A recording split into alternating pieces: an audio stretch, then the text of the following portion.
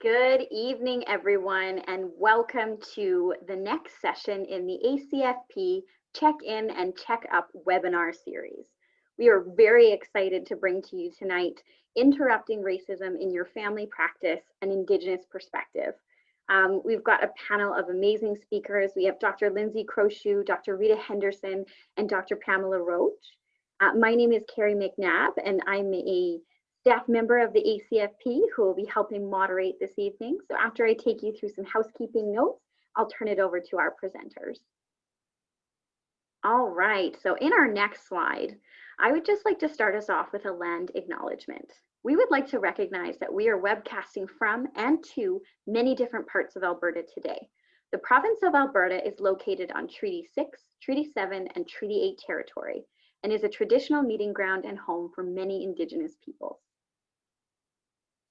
And into our next slide, I would just like to make a couple notes about our disclosure of financial support. This program receives financial support from the Alberta College of Family Physicians and also the College of Family Physicians of Canada. Into our next slide, I'd just like to note that each of our speakers will make a note personally about any disclosures that they have for you tonight. Now, in our next slide, I would just like to give a little information about how this series was put together. So we're going to go back and we're going to talk about our virtual education planning committee. This was an ad hoc committee that was put together in response to COVID-19.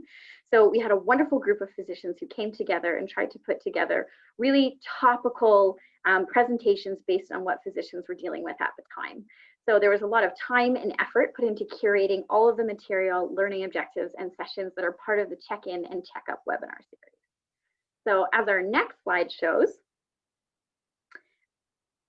our next slide, I believe, has our names of the Virtual Education Committee. So a big shout out and thank you to these physicians who jumped on the bandwagon and worked really hard with us to develop and turn out the check-in and check-up series in such a short amount of time.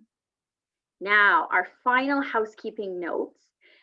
This event is certified, so please make sure that you click on the survey link in the chat log. Now, we're going to need you to enter your first name, last name, and email address in order to create your certificate of attendance. We'll also have evaluations that will be sent out via email right at 8:15, so hopefully you can do them while everything's still fresh. The evaluations will be sent to the email address that you used to register. Now, at this point, I'm very excited to turn things over to your speakers for this evening.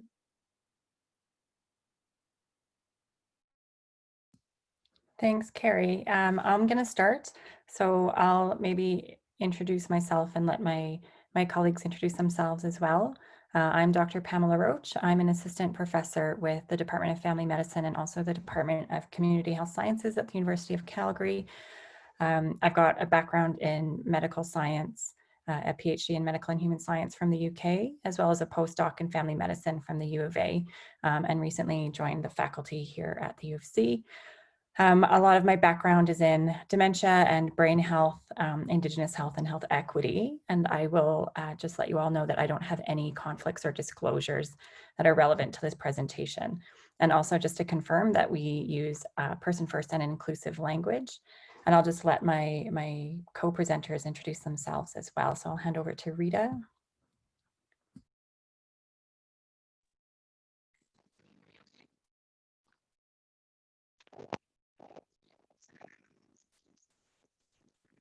Uh-oh, Rita, you sound a little bit like a robot. During the test, you were loud and clear, of course. Is this okay? Yes, that's much better. Thank you.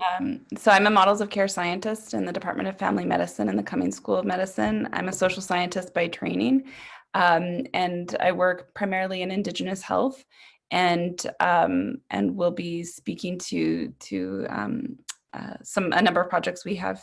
I'm of settler background and really orient myself to supporting our Indigenous colleagues. And I have no disclosures to report. Dr. Crochue. Thanks, Rita. Can you hear me? We're good? Okay. So I'm Lindsay Crochue. I'm a family doc and from the Piikani Nation, one of the Blackfoot tribes. I'm a scholar, a clinician scholar. I do a handful of things within the medical school, including administrative of leadership around Indigenous health programming, um, and education, a lot of teaching, and a whole lot of research focused on Indigenous health. I have a whole host of portfolios around research. Racism has been a part of what I've been doing for many decades, teaching and research. And I hope to bring much of it today, brought together, realizing this is one session. And I think I said this, but I don't have any disclosures or conflicts to report. Thanks. I'll pass it back to Pam. Thanks, everybody. Thanks, Lindsay and Rita. Thanks, everybody, for joining us tonight. It's very exciting to be able to talk to you about some of these concepts and explore these things with everybody on the call. So I'll just go over sort of our objectives for tonight. Really, we want to kind of set the scene, be able to create a bit of a shared understanding around some of these terms, different forms of bias, discrimination, and racism that are present in our educational and our healthcare settings, focusing more on the clinical side of things tonight. But just knowing that there's a lot of these words that have come to the forefront of the media. And so being able to make sure we all know that we're talking about the same things. And then we're going to describe sort of the impact racism has as a system and interpersonally on patients in family medicine and within the larger health system. And we're going to understand how to support BIPOC patients, particularly coming at this from an Indigenous lens, and how to incorporate the principles of anti-racism into family medicine. So we've got a few different things to talk about there. We do have the Q&A open, so do feel free. We're trying to leave time at the end for questions, but if you'd like to ask questions along the way, please do that. And we can try to pause and make sure we make some time for discussion. So I'm going to start by talking about some of these terms and some of these ideas and make sure that we all kind of have an understanding of what we mean when we talk about these things. So I'm going to start with implicit bias. And we know we hear a lot about different types of bias. And we know that implicit bias is sometimes hard to measure. It's something that we're not always aware of, and it operates outside of your conscious awareness, and it can actually contradict all of your expressed beliefs and values. So it's this idea that it's not always something you're fully aware of. And that's why we do a lot of different kinds of training around implicit bias, just to gain a little bit more awareness of how these things happen. And we do know that bias, different forms of bias, can interfere with clinical assessment, decision-making, and provider-patient relationships.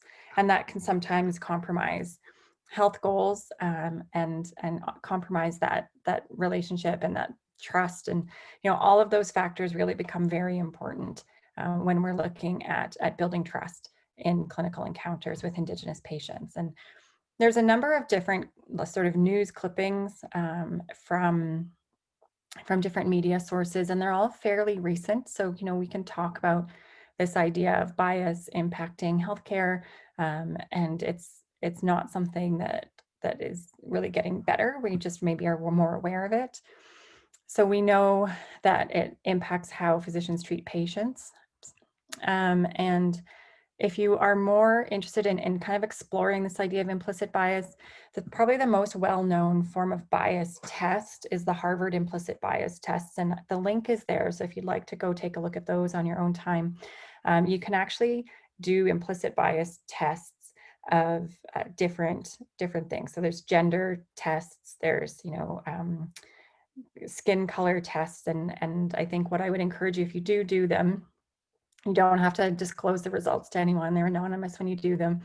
But don't feel bad if you end up seeing an implicit bias, that you prefer, these things that are structural. We're all socialized within an environment where we're taught in a sort of larger societal story narrative kind of way to prefer the dominant group. So if you do the test and you get a preference and you're surprised by it, know that that's part of the society that we're in and the structures that we're in. And then you can use that to reflect on how that might actually be impacting different parts of either your life or your practice. And so when we talk about bias and discrimination, implicit bias is that bias that we're not aware of, that's kind of more very deeply ingrained in society. And then explicit bias is when a person is very clear about his or her feelings and attitudes, and related behaviors are then conducted with intent. So explicit bias in its extreme form is characterized by overt negative behavior that can be expressed through physical and verbal harassment, or through more subtle means as like exclusion. So social exclusion, excluding people expressly in different ways so that you know that they may not be able to participate. And we see that with exclusion from society or just exclusion from different groups. And we also know that discrimination can be a result of this explicit bias as well. So discrimination is the unequal treatment of people or groups by way of granting or denying certain rights. Discrimination is evident in this differential treatment, and through discrimination, certain groups are able to maintain their position of privilege, largely at the expense of other groups who are deliberately or inadvertently excluded. And then when we talk about racism and we talk about the society that we're in and some of these systems that are around colonialism and white supremacy and those kinds of concepts, this is where discrimination really gets played out as racism.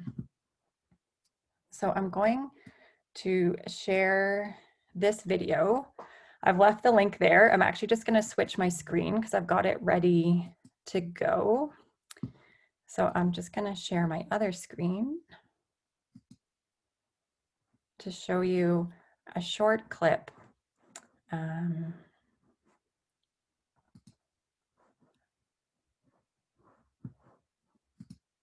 of the overall impact. So what we're looking at here is this impact of racism and stereotypes and discrimination on people's lives. So we're going to move into the impact in a clinical setting fairly quickly, but just to give you an idea of the general sense of actually the impacts that discrimination and racism can have on people in their day-to-day life. Care, like why even go for a job? I won't get it anyway, that sort of attitude. I took a defeatist attitude and I got very depressed and suicidal.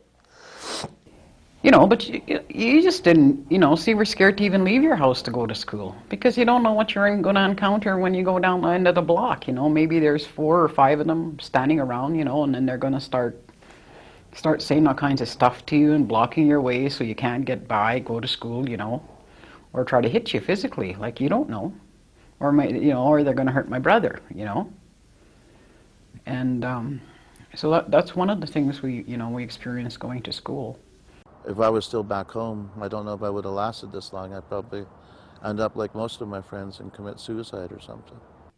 It's never going to go away, and I tell that to my kids today, and I just live day by day and take one day at a time. It's all around me. If this guy hates me so much at the color of my skin and he doesn't even know me, because how many of them are out there really that don't like me, and I don't even know it. And this is education. This is democracy. We're supposed to have equal opportunity. That's my understanding. I don't know why they bother teaching that in schools. There was none. It doesn't exist. Probably a lot more cautious. Cautious in dealing with people I don't know. It doesn't really matter what race they are. It's just people in general, I think. I suppose when I'm approaching other people to get to know them, it just becomes kind of a stand back and watch and observe and see what kind of a wavelength they're on, I suppose, before I can open up to them.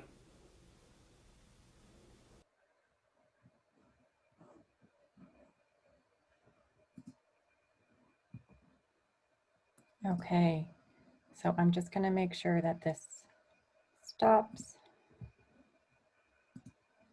And I will share my slides again here.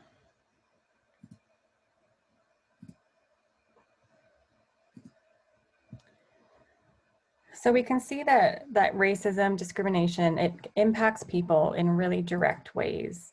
There's a lot of work around the impacts of healthcare provider bias towards patients. And as we can see here, there's physician implicit biases towards patients can lead to unequal medical treatments. And we know that that impacts outcomes. And we tend to see stereotypes activated, right, when people are stressed, when you're multitasking and you're under time pressure. And from this 2004 paper, all those things really are the hallmarks of a clinical encounter. And so, you know, that's when your biases, particularly those ones you're not aware of, they just get activated in the way you respond to things. And again, I'll point out that a lot of these news articles are fairly recent when we see that there is bias in our healthcare system, there is racism in the healthcare system, and that it harms people in really significant ways. And so then when we're talking about racism as a concept, it's really a system that structures opportunities and also assigns value based on the social interpretation of how one looks. So this unfairly disadvantages some individuals, some communities, while unfairly advantaging or providing unearned advantage to other individuals and communities. And really, it's really draining on entire communities, entire populations. And it's founded on this belief that there's just these inherent differences among different human races, right? That are cultural and based around cultural and individual achievement. And usually in order to support a system involves the idea that one race is superior to others and the others are inferior and therefore are ruled by a dominant group. And we know that there's different types of racism. I'm going to talk a little bit more about some different types that we hear a lot about. Some of the other ones that we hear about are epistemic, which is a racism around knowledge beliefs and the belief that Western knowledge is more evidence-based or more valid than other ways of knowing. And we see this, that civilization is legitimized as the obligation of the colonial group. So it's up to that group to create this knowledge system and way of knowing. Relational racism is more that interpersonal day-to-day racism that we think about when we talk about racism. And then structural is that idea of economic, social, and political institutions and society as a whole and the way it's structured so that a dominant group is established and reinforces its powers through rules and regulations and access to resources. So what I'll do is just talk a little bit more about that. And I'm not going to show you this video. I think it's something we do show a lot. But I did leave the link there because we can talk through it now. And then if you'd like to watch the video, I recommend it often as sort of the starting point to understand some of these different concepts of racism. But it's this idea of the gardener's tale by Camara Jones. And it's really helpful in understanding the difference between that personally mediated or interpersonal racism, which are those things, you know, that those racial slurs or attacks or being verbally or physically aggressive or violent. Those are the things that we often think of when we think of personally mediated racism. And then there's institutionalized racism, which really is talking about those structural barriers and societal norms, sort of this idea that there's just a natural advantage. And internalized racism is where the racism is just so prevalent, you actually believe that as you're not a member of the dominant group, that you deserve the inferior treatment, that you deserve to not have as much access to things. And the way Dr. Jones explains all of these things is through this idea of a gardener's tale. And it explains that if you had two flower boxes and one had really rich soil and the other one had really poor soil, and you split up your flower seeds and you put all of the red ones in the rich soil and all of the pink ones in the poor soil, your red ones would grow, your red flowers would grow and blossom and be beautiful, and your pink ones wouldn't. And you would just naturally think that the red ones were better than the pink ones because they were growing better. And actually what was happening is there was physical structures separating those two, and they weren't having the same advantages to be able to grow and thrive. What's really important to think about there is it's the breaking down of those structures that then can create the ability for both types of flowers to thrive when they're given the same environment. And what I think is really nice is when we talk about that, Then if you take those pink flowers that had been sort of scrapping their way along this whole time in the poor soil, and then give them the same soil that the red flowers had had, those pink flowers that had made it have actually selected themselves for survival. So they are shown to be very resilient and selected for strength. And so when given the same opportunities, would still grow and be as beautiful as the red flowers. So I encourage you to take a look at that. So then when we look at some of the clinical data and the health-related data around the impact of racial and ethnic bias or racism, we can see that there's a lot of evidence. We know when even controlling for experiences of discrimination and for socioeconomic status, visible minority status was identified as a statistically significant factor in declining health among immigrants to Canada. We know that minority racial groups are underrepresented in clinical trials. We know that according to the First Nations Regional Health Survey, 38% of First Nations adults reported experiencing racism in the preceding 12 months. And if I'm honest, I feel like that seems a little bit low. So, it's very, very prevalent. And then also there's a lot of work that actually demonstrates a link between racism and physical, negative mental and physical health outcomes. And there's actually a significant association there. And that work is by an Australian researcher named Yin Paradies. We're actually hosting him in a webinar on Monday through the University of Calgary, through the Indigenous Primary Healthcare and Policy Research Network. So really exploring these concepts of how racism can be directly linked to health outcomes. And then, of course, we know that there's very significant health outcomes and very harmful treatment in our healthcare systems that do result in people's deaths. And we talk about Brian Sinclair, who was left in a Winnipeg emergency room for over 34 hours, so more than a day, with a bladder infection, and eventually died of sepsis because he wasn't seen, because he wasn't triaged, and because the staff assumed he was in there and he was Indigenous and he was drunk. And then we also very recently have the story of Joyce Echequan in Quebec, who was in the emergency room, had been to the hospital, had a diagnosed heart condition. And so she knew that there was certain medications that she shouldn't be having and that could cause an adverse reaction. And, live streamed her treatment in the hospital. She was 37, she has 7 children. And if you've heard her partner and her children speak, those are children who won't see their mother again and who died as a result of racism in our healthcare system. And so when we talk about the impacts that these things can have, there's no denying the fact that it is, the AMA just called it a public health threat. And I think we can probably think about that as a real public health threat in Canada as well, and a public health emergency. So on that note, I will stop for now. I'll pass over to Rita, and I'll maybe just take a look and see if we've got any questions in the Q&A as well.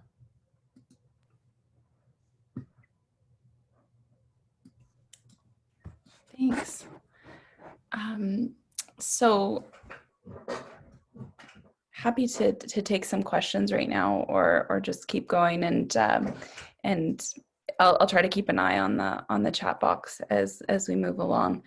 But taking some of what Dr. Roach has been talking about and trying to apply it to clinical spaces, our team has been engaged in a number of different initiatives from the level of educating physicians in training, so at the UME level and PGME level, to exploring what this might mean at the therapeutic relationship level, and as well how to provide guidance for you and others to have a greater comfort and perhaps muscle memory to be able to intervene in these moments of oppression that you might observe but might feel unable to actually shift because they're systemic. And I guess one of the key messages that we have today is that simply addressing your own bias as a clinician and in that therapeutic relationship is only one location, one place in which it must happen within healthcare in order for the types of shifts to protect and prevent what happened to Brian Sinclair and Joyce Echequan from happening further, even though these types of things happen quite regularly. So we're bringing in this notion of structural competency, which a couple of scholars back in 2014 published an article in Social Science and Medicine actually around structural competency and medical education. And this was Jonathan Metzel and Helena Hansen.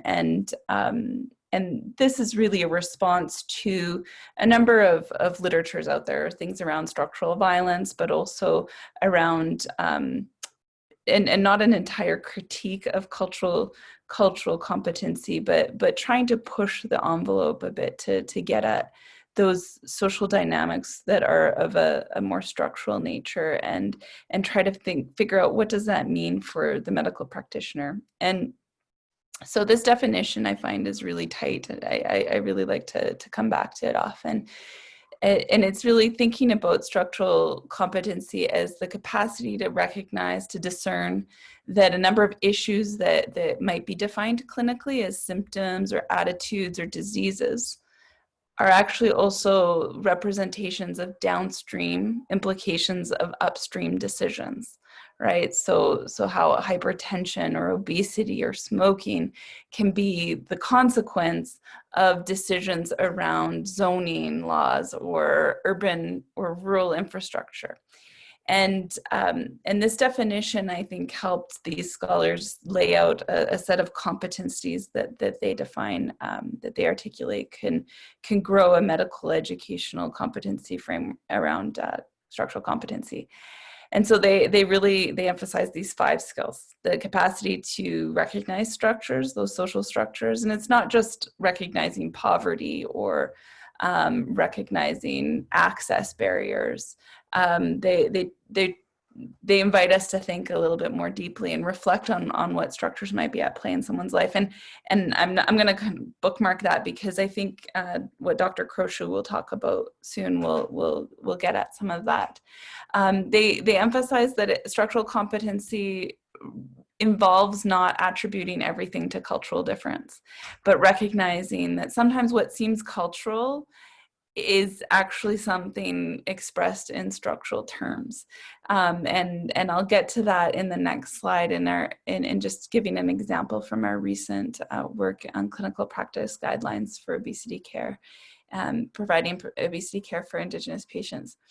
It also involves developing an extra clinical language of structure. So again, I'll come to an example, but really trying to maybe get closer to the patient's world and get a little bit further than the immediate therapeutic relationship to see possibilities of what's going on in somebody's life, and why that might be shaping mistrust in communication barriers, and also working with wider clinical teams to think about what might be going on, and not just focusing on the physical or the individual presentation of kind of like health issues. It involves observing and imagining structural interventions, which is really the linking of population health type intervention, public health type approaches with the clinical space. And this is something that our team is exploring intensively in many areas. And as a models of care scientist, I certainly explore and having a structural humility, developing a structural humility, which I would characterize as having the capacity to recognize that as a physician, you can't necessarily address all of those upstream drivers, but you can explore with a person or their family what you can do together to address things. So I'll go to the next slide, and this, we can just jump to the next slide. Recently, I think it came out in August, the recent obesity clinical practice guidelines, and we co-authored, Dr. Croshu and myself and a few other authors co-authored a chapter for providing care to Indigenous patients. And Involved in that whole process, we looked at like 170 some sources. And what was really interesting is how little clinical guidance there was for providing care around obesity, but there was certainly a rich evidence base around stress and systemic barriers, food insecurity, for instance, that are shaping patients or people's experiences with obesity, and just general health. And so we had quite a process to figure out what this means. We had a realist reference group where we brought together a group of patients that helped us make sense of those guidelines. But truly, all of the recommendations that we came to reflect a degree of structural competency.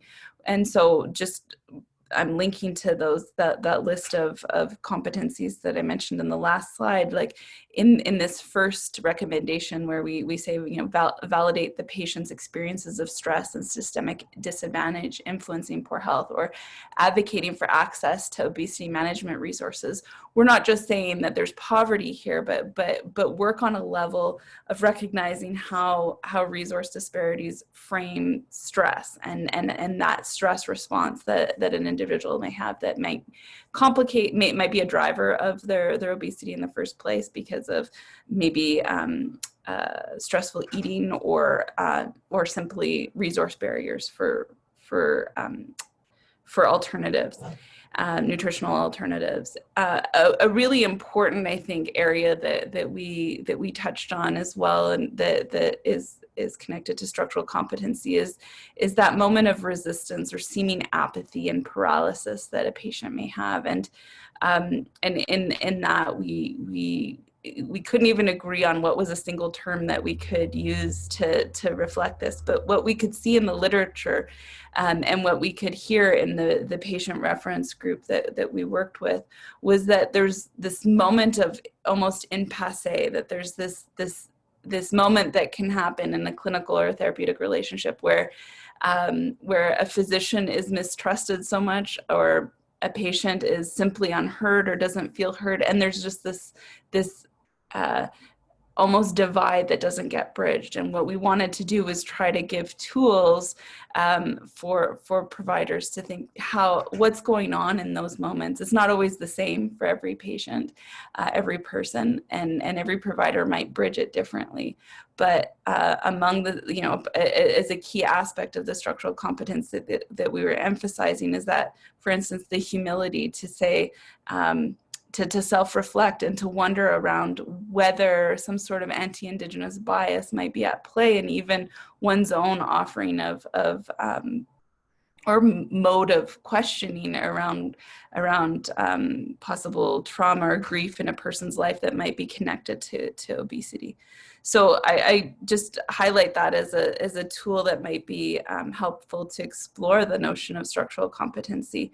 And in that, we also break down how, while culture is certainly an important component of our analysis and how culture can be protective of wellness, we also break down things that may be assumed to be cultural by a provider, but actually have like material drivers behind it, or psychosocial aspects or political aspects that might be at play. So next slide. So I'm thinking about like a meso clinical space, not necessarily your direct clinical encounter with a patient, but thinking about how we're inviting you to shift the system, not just yourself. One notion that is often used in social justice education is the notion of safe spaces, but really the task here when it comes to anti-racism is pushing us a little further than just safe spaces, because safe spaces, while it's an important concept, has tended to be in educational spaces a tool used to reassure everyone here, ourselves, that if you have anxieties about communicating and sharing sensitive material, we're gonna work together so everybody has their anxieties calmed, and especially if they're controversial topics. But in the end, there's risk anyways. There's risk in addressing biases. There's risk that any one person might feel attacked. And any of you may feel attacked when people say that the healthcare system is racist, right? That if you are a worker in the healthcare system and you do everything you can to address racism, you may still have to bear the brunt of being seen. And I do myself. I'm a person of settler background who works in Indigenous health, and I carry for many people, I'm a face of white privilege, and the risk is that I could be offended by that if I let myself. And instead, I am affirming a structural competency to pull back and to recognize that I may trigger for some people an anticipation of a white system, but through relationship and through a bravery to recognize the risk and create and promote genuine dialogue, I believe that we can move through the discomfort. And so we often are very attentive working in this area, and I say this recognizing that you as leaders in your clinical spaces also need this competency, is to be attentive to dissonance among people that may be your colleagues. And by dissonance, I mean if evidence or an event occurs that reveals or brings to light discrimination or racism, or somebody says a joke or something, and you want to intervene and you want to shift somebody's perspective, you might actually be stirring a perspective that isn't aligned with their understanding of reality and their assumptions about truth and what are appropriate ways to behave. And that challenge, that moment, is a delicate task. It's a delicate task for anybody doing it. It's extra delicate, I would argue, and some might disagree with me, for people from already oppressed groups, because there's already risk with exposing oneself further. And so some of so I encourage you to shift and to feel brave, and not just like you're trying to be safe for everybody, but that you have the courage to see those moments where people might be dissonant, where they might be feeling like you're challenging them, but to work with them, to sit with them long enough that they'll move through those feelings to something that's transformative and that's a new approach. Can we go to the next slide? We went back one. All right. So and so it's emotionally charged working in this area, and so it's okay to sit in the discomfort, and that's not, and a key tip is to keep shifting the attention to the systems that are oppressive, and not get too stuck on the individual, unless the individual is really problematic, then you might, but a lot of, and this I would say is a principle that I've certainly been mentored by Dr. Croshoe in, is to truly appreciate the possibilities of indirect communication and getting at people's motivations and working through things without being so antagonistic. Often because that's where through that sort of longitudinal process of conversations and self-reflection do people begin to shift their perspectives, and not through simply admonishment and sort of getting caught in the moment of an oppressive act or statement, right? So the next slide. So these, I'm not by any means able to read all of them because they're quite tiny even for myself. Who's right up at the screen. But one of the things that I do in my work is I try to normalize our comfort level with certain words, right? I think I've heard Dr. Crochet, and you can correct me if I'm wrong, say that for many years he used the term kind of like addressing anti-Indigenous sentiment, and not just outright saying we're addressing racism. And one word I try to normalize is even saying that I'm of settler background, because there are people that I've come across that find that that's an offensive term, but it just happens to be that we live in a settler colonial society, and I descend from people that settled on this land. So I don't think that it's actually truly offensive, and I want to normalize that. Another one of those terms is privilege. When we talk about privilege and we reflect on it and we try to tap into it as understanding where people are positioned in a wider social landscape, it's not to make those that hold privilege feel guilty. It's ideally to inspire them to be self-reflective and to use some of that capacity that they might have to open spaces for others that might not have that privilege. So this questionnaire here is I find a helpful tool for trying to become more self-reflective of your own privilege. Like, we're usually blind to it. It's part of the world that we're socialized into and that we take for granted to be true, and which is sort of what we take to be common sense. And so, each time I read this kind of list, I am awakened to new ways that I walk in the world with ease, and I try to then daily try to enact ways to help others walk with greater ease as well, to recognize those moments where perhaps another person could have that same ease if I found ways to open that.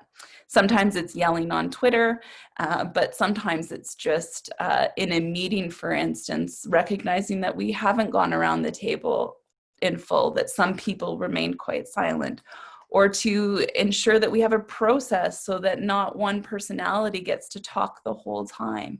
It might be, recognizing when there's a power imbalance with another person and taking a seat and being on the same level with them instead of having a kind of a hierarchy that's expressed physically by standing while another's sitting. So this is a helpful tool just for starting to unpack those layers of privilege you have, and to also work with your own sense of emotional response, to not be reactive and defensive, but to just think, what are the implications here? There's some things that I don't have privilege here, and even though I don't have that privilege, because I don't have it, like perhaps as a young woman working in leadership spaces, how do I what kind of strategies do I enact to push those barriers? Next slide.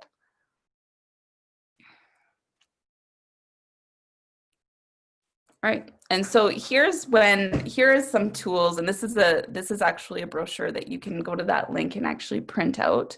But ultimately, what we're asking in anti-racist is, what we're encouraging is you to build a capacity to intervene in moments that are usually so taken for granted that nobody will, that they're normalized, and it's about disrupting that normalization. And it really depends on the moment, but for one, physicians may have a degree of privilege in those spaces to be able to be more direct, but it's also important to be attentive to the fact that people that might be junior to you, like students, residents, might want to be able to bring something up and feel that they can't, and it might be something that you didn't see happen, and so this is like a handy brochure to be able to reference. Sorry, I got a kid yelling at me here. And so I'll just leave this as a resource, but there's certainly a spectrum that we're trying to highlight for you of indirect to much more direct, and you can position yourself across that scale for a number of reasons. It might just be that you're fed up with somebody and you have to get the point across, but keeping in mind that it might be a long-term conversation that you're promoting with somebody that might benefit from your subtlety, and you're engaging on their, in a relationship with them to explore why you're uncomfortable and so forth. So the next slide. And this is another. So these are just tools to help you structure kind of conversations to be able to, and ways to enter on what often gets kind of pushed to the side because of that cognitive load that it takes to actually dismantle the normal everyday that exists, especially in the already heavy load of clinical work and all of the attention that takes for you.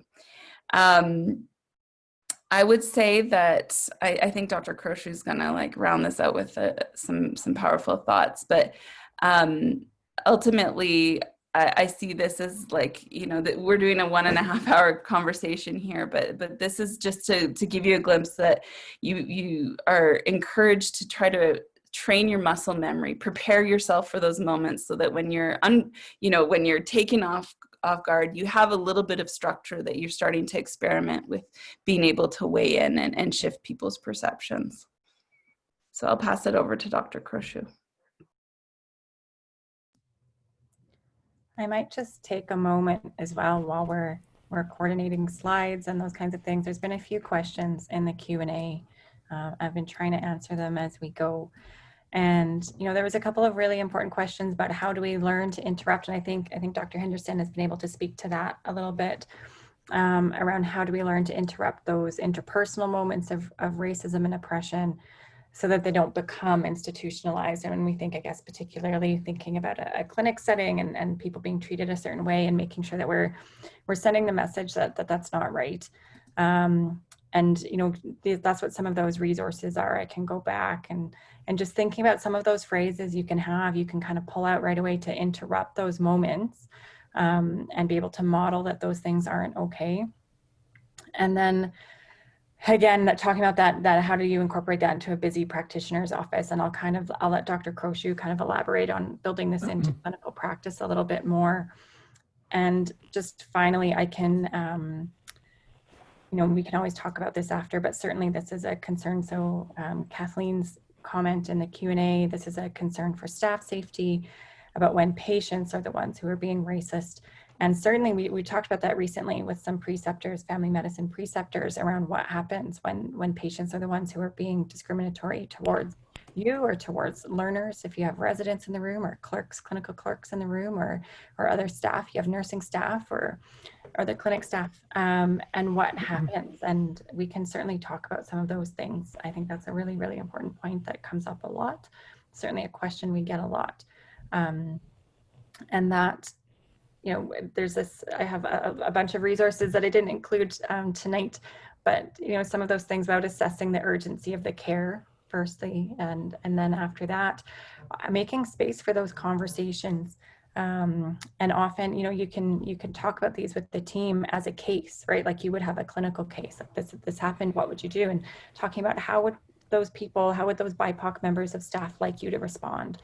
Would they like you to challenge the patient? Do they want to debrief about it after? Do they want to say something themselves? And being able to build that culture in the team and talk about what is our response when this happens.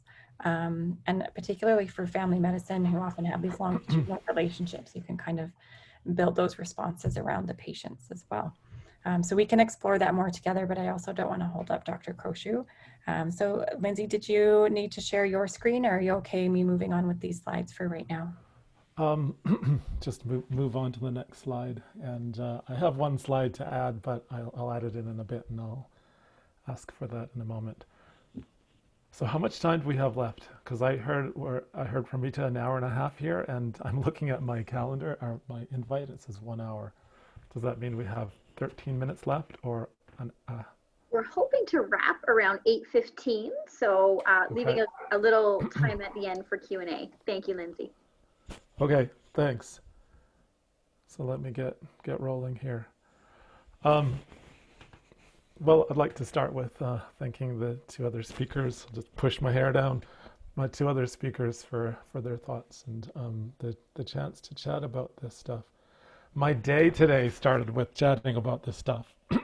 Although my everyday is about screening for it as an Indigenous person, seeing its possibilities in the relationships that I have with Western people, left and right, making sure that it's not there, double checking, second guessing. It spends a lot of energy, I would say, of my life and every Indigenous person that I know, that we screen for it, and it is taxing. And if you come to our Yin Parodies talk, you'll find out more about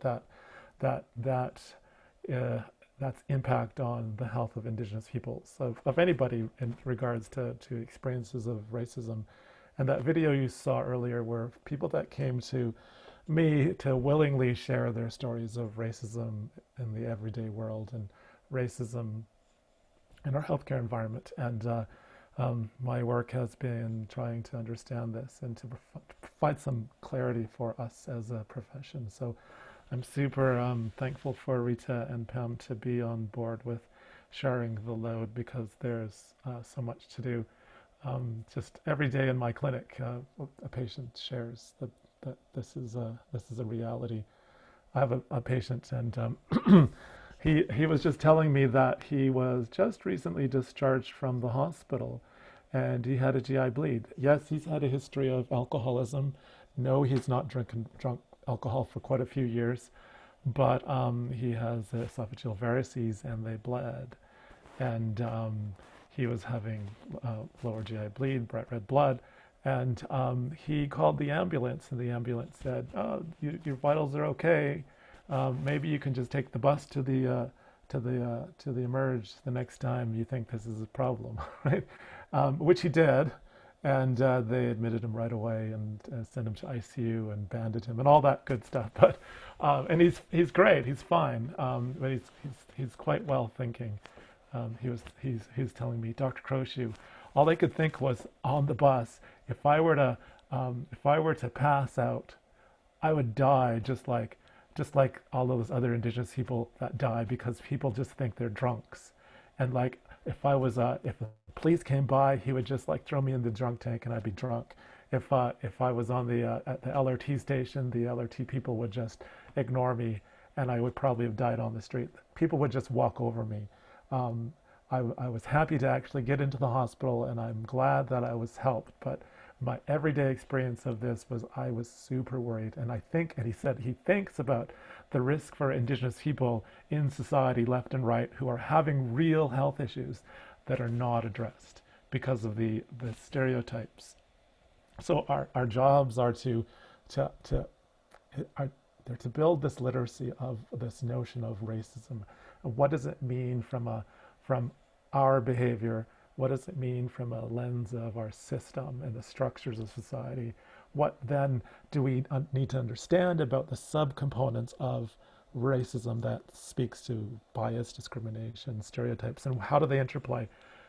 Only then can you start making some sense of this. So there's a lot of theory that you have to hold, right? We're doctors, we can handle it. We can understand complexity, we can build it into our day-to-day practice. But in the end, you still have to do some basic things. You have to self-locate yourself into this stuff. Where are you positioned? How do you know? You have to start to become aware of yourself. So, the ideas of cultural competency comes from these notions of communication competence, where Howell described the ideas of unconscious incompetence, right? To conscious incompetence, to competence, then supercompetence. And there's a conversation of discord that you have to have in order to move to those next levels. So in order to properly self-locate, you have to accept the discomfort that you might be complicit. You just might be doing this, but you might just not be aware. And that speaks to all of us, even me as an Indigenous person. That internalized racism is a reality, and if I don't fully be aware of my own lenses, I could be complicit and perpetuate and be oppressive, just as any oppressor that's out there. There's a lot of knowledge and literature around what that might mean and how we have to be just super aware of as people in general. But in order to get to that space, you do need this core knowledge set, and that you have to dig in. It does not mean you just listen to me. It means you have to read. You have to listen to people's stories. You then have to build a series of constructs that allow you to engage with yourself and then engage with your colleagues, because this is happening in the system, right? So you need some lingo and you need some ways to sort it out. So thinking about this in terms of a logic model, what are the core elements of racism and anti-racism practice? What are those components that you can hold on to? Has been a part of the work that I've been trying to do. This is, for example, is something that has a component of it is built within anti-racism sort of constructs. I don't know if you know much about it. It is a framework that we've developed over the course of many years. It was an international research project with New Zealand and Australia. We focused on diabetes. We wanted to know the clinical outcomes of professional education, and we did a clinical control trial in Northern Ontario, and we're doing one now in Alberta. This is to look at those social contexts that drive health outcomes of Indigenous peoples. And we use diabetes as a lens because it is an excellent example of how social contexts, social drivers, and cultural drivers are highly influence the health of an individual. And it allowed us to go deeply and understand these contexts, which are really across the board, sort of touch base in all of health issues within Indigenous populations. But it allowed us to have an entry point into this. So can I have the next slide?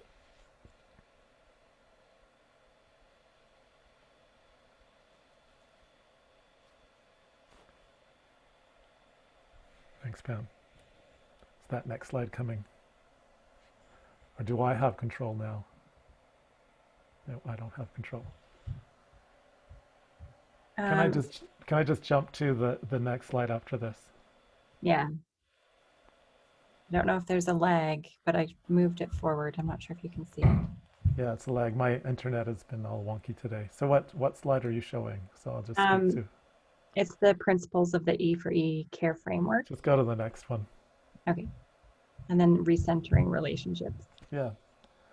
So apologies if you've heard me speak about this. I do a host of work in diabetes research. I work in dementia with Pam. I co-lead a national dementia research network. I lead one of the 9 national network environments for Indigenous health research, and we're focused on Indigenous primary healthcare and policy research. I work with Rita in opioids and addictions research. I work in a whole host of domains: suicide prevention, understanding how we can address toxic stress with youth. I try to extend myself into various domains to make sense of the world, essentially. And one of those things that one of those explorations has brought us this concept, which was really built from working with Indigenous people from across Canada, as well as physicians from across Canada, and trying to understand what this means, this colonization, the context of stress, the context of inequity, and what are the outcomes, and what can we do about it. And we used a whole host of complex methods to be able to get to this point. We mapped it on and saw its connections to this idea of pathways of inequity to chronic disease, which is how inequity, such as colonization, is driven through pathways that include resource disparities, poverty, right, but pervasive, psychosocial adversities, which are complex and many, and political drivers that really influence and implicate itself within our system. That's racism, right? Within our framework, we describe this, the brave space that Rita was talking about. This ethical space needs to be considered and held by these basic concepts, which I show to you on the left. Number one is that there's an interplay between culture and colonization at all times. And this brave space needs for us to go deep into it by looking at it through 2 simple concepts, which are complex when you break them apart. Number one is recenter that relationship, knowing that a relationship is bound by many things and has many different sort of components to it from a cultural lens, but also is undermined deeply by the issues of racism, power, authority. That's pretty clear. It's clearly linked to the nature of healthcare from a Western perspective compared to an Indigenous perspective. The other one is engaging with the patient's social reality. And so we frame those contexts to allow you to have a frame of reference to be able to work with an individual, to be able to find those things that get in the way, those upstream things, as Rita said, that create downstream effects on that person's health. So this is a structural competency framework that is motivational interviewing in its utilization. But this circle here is not just a circle, it's actually a ball, and a ball that you throw back and forth, because if you don't engage back and forth and serve and return, there's this a lopsided, one-sided non-happening that really doesn't move your relationship forward. So we consider this brave space to be a bit of an interplay, right? So tapping into that child development literature of serve and return. This is a conceptualization of what's happening in the moment. And the idea here is that there's this dynamic that specifically I'd like to point our attention to the gray arrow on the right, which speaks to, and I'm going to have to look closely, which speaks to some of the elements of how inequity drives health outcomes, right? Through unequal treatment and power and authority. I will just read off some of the ideas, but you can easily get this information by Googling for our paper, and that would be an okay read. Plus, it's also published in the Canadian Journal of Diabetes.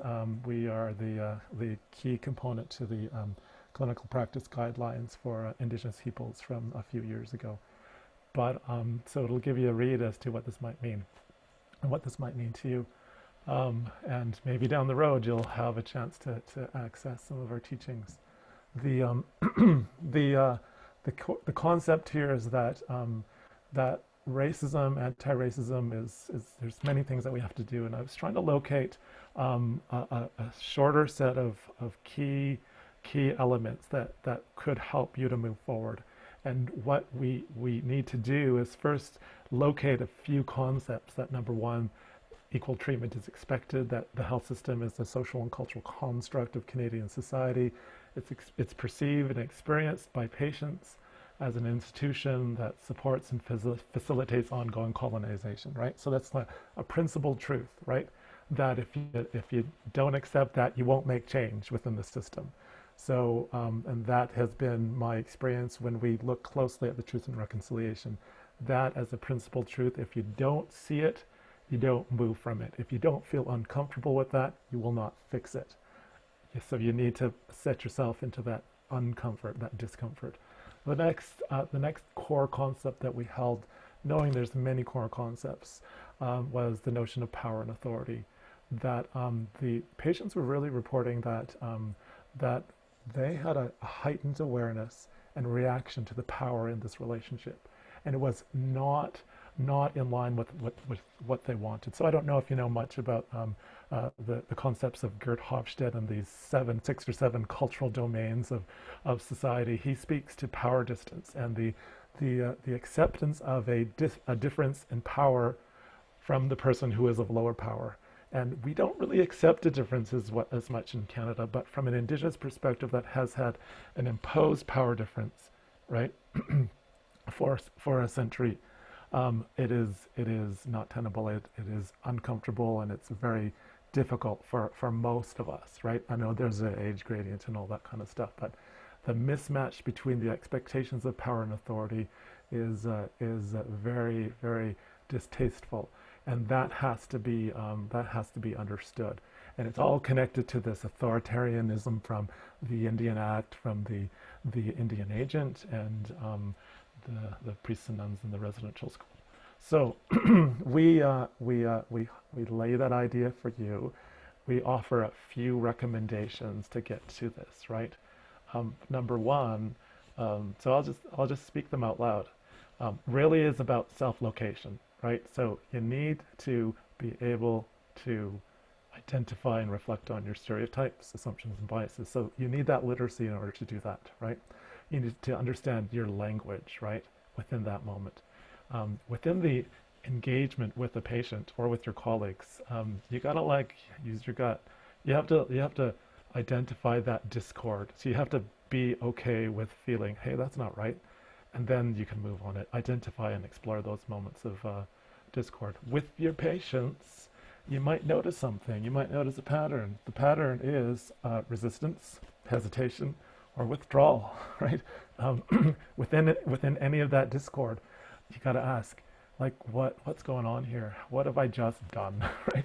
And it's okay to look at yourself as the cause rather than the patient. It's like, what did I just do? And what can I do to fix it? So you're always screening, like I'm always screening for racism.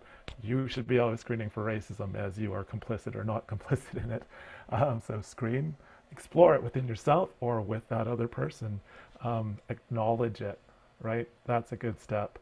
Acknowledge it, and then you can start shifting. So those are the basic concepts, right? So there are things you can also do in terms of behaviors. There's ways that we speak that's very authoritarian, right? That's very elitist with lots of jargon.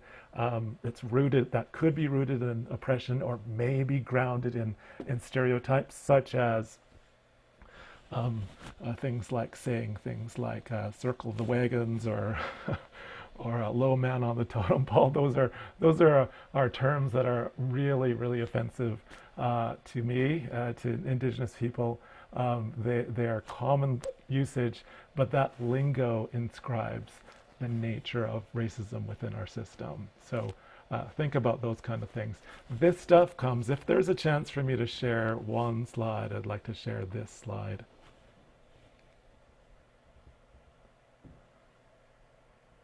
Cool, thank you.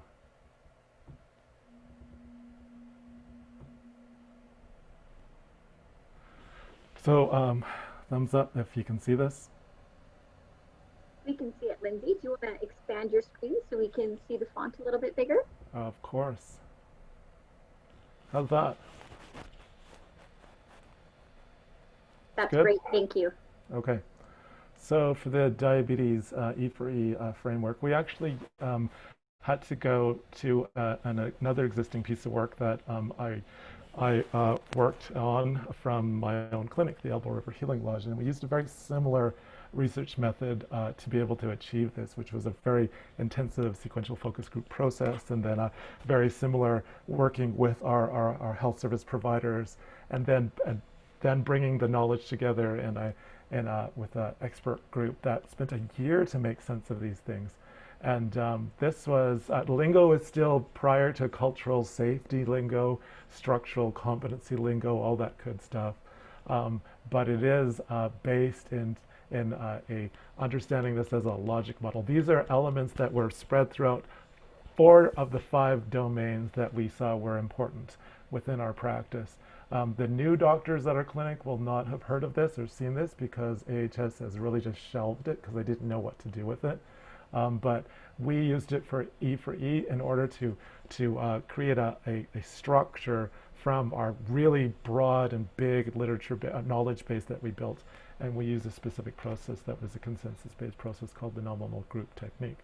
But those elements that I just spoke to you come from this deeper work, which expands it a bit more to allow you to see there are ways for us to do this, and they're quite feasible, right?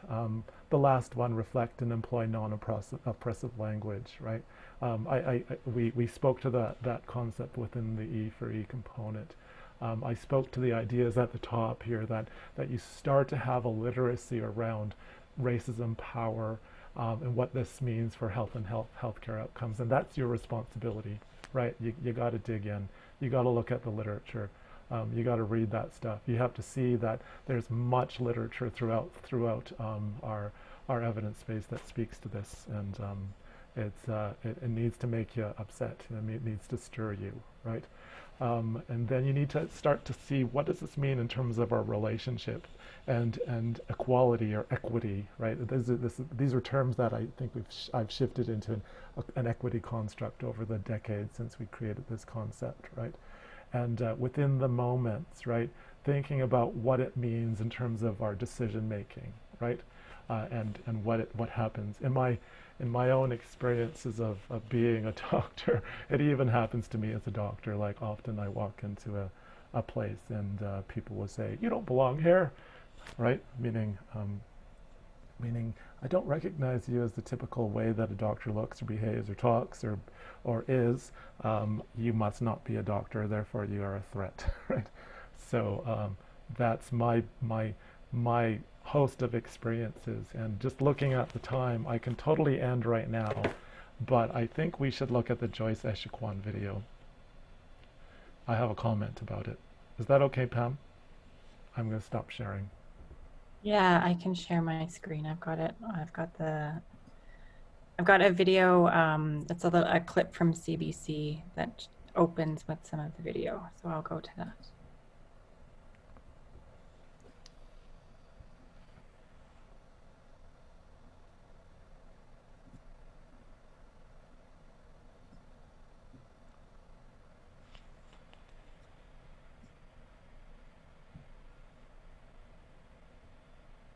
Que tal não dá? Oi, pode dar!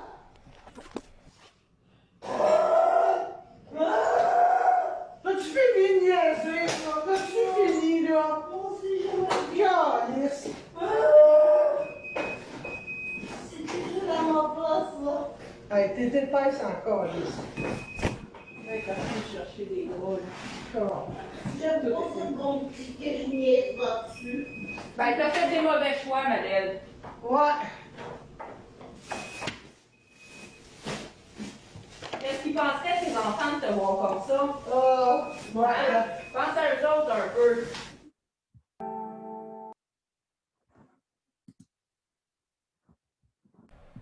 Thanks, Pam.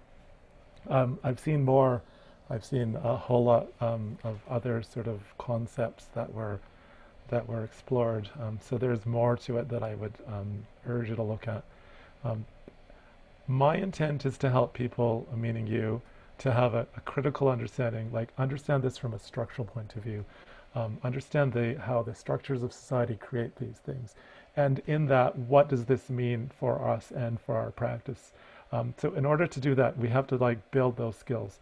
If I were to critically appraise this, I would say things like the themes that I was seeing are themes that I see within our society left and right.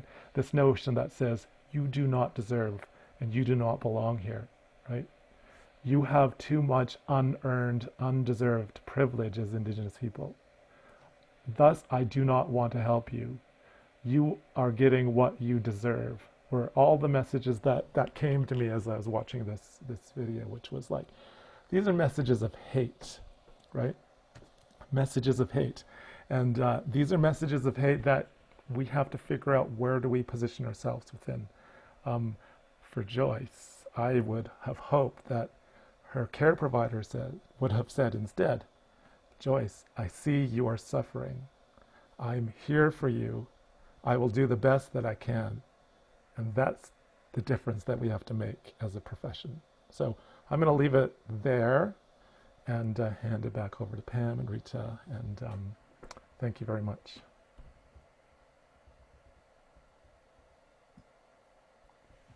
Thanks, Lindsay.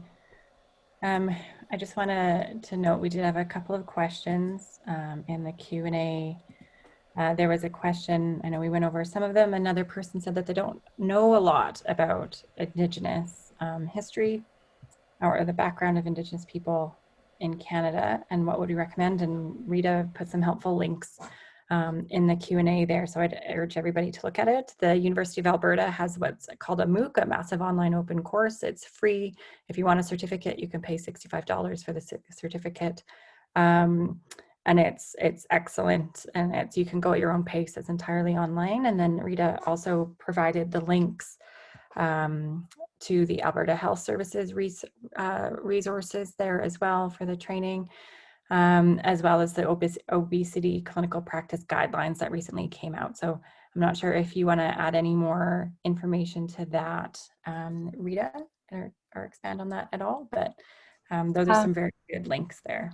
Yeah, I put the obesity clinical practice guidelines there because I really don't think that it's like what we explore there is unique to obesity even.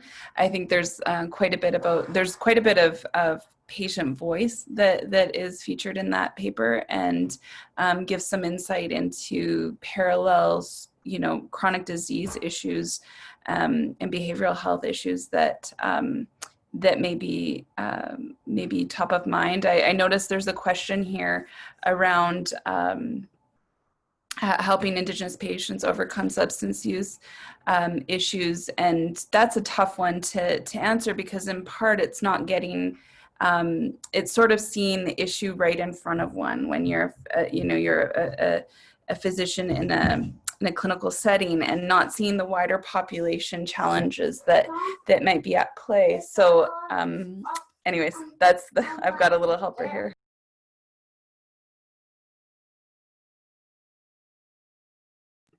But I think like the value of getting some of these resources and understanding the larger context and the stressors and the life uncertainties and challenges and oppression that face many Indigenous people is an important step to be able to forge the kind of relationship that's needed for somebody to feel safe enough to seek help from you in the first place, to be that person that could help them with something they define as their issue.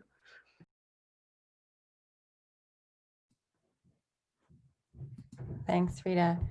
I guess we have a minute If anyone has any other questions or thoughts,